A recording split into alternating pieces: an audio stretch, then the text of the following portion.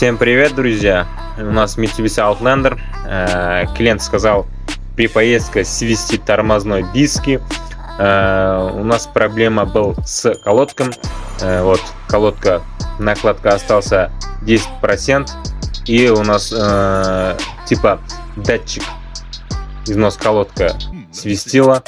Вот можно смотреть. Здесь видно, он блестит так, потому что он сделался на тормозном диске. Если у вас тоже такая ситуация, заезжайте в сервис и поменяйте тормозную колодку. Если видео вам стало полезно, поставьте лайк, подпишитесь на моем канале.